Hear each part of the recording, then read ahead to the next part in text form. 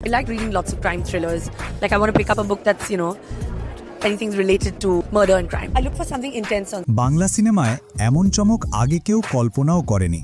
শাকিব খানের বিপরীতে দেখা যেতে পারে ভারতের বিখ্যাত অভিনেত্রী কারিনা কাপুর, তাও আবার এমন শর্তে যা শুনে অনেকেই হতবাক। একটি নির্ভরযোগ্য সূত্র বলছে শাকিব খানের পরবর্তী বিগ বাজেটের সিনেমার জন্য কারিনাকে প্রস্তাব দেওয়া হলে তিনি এক কথায় সম্মতি দেন না, বরং দেন কিছু শর্ত। সেই শর্তের প্রথমটাই চোখে কপালে তুলে দেওয়ার মতো, নগদ 10 কোটি টাকা পারিশ্রমিক। শুধু তাই নয়, সিনেমাটি থেকে লাভ হলে তার 20% অংশও দাবি করেছেন এই বলিউড কুইন। এমন চাহিদা সচরাচর বাংলা চলচ্চিত্রে দেখা যায় না। সাধারণত বাংলা সিনেমার একজন নামকরা নায়ক নায়িকার সম্মিলিত পারিশ্রমিক দিয়েই দুটি সিনেমা বানিয়ে ফেলা যায়, কিন্তু কারিনা সেই হিসেবের বাইরে।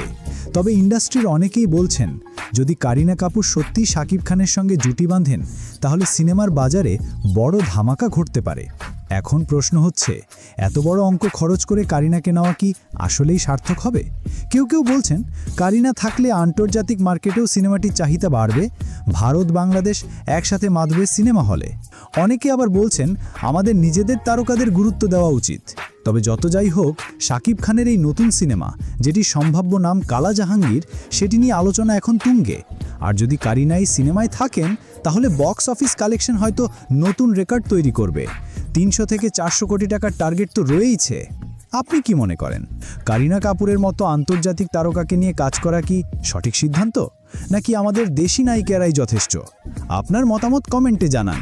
আর যদি আপনি শাকিব খান বা কারিনা কাপুরের ভক্ত হন তাহলে এখনই সাবস্ক্রাইব করুন চ্যানেলটি, কারণ সামনে আরও বড় খবর আসছে।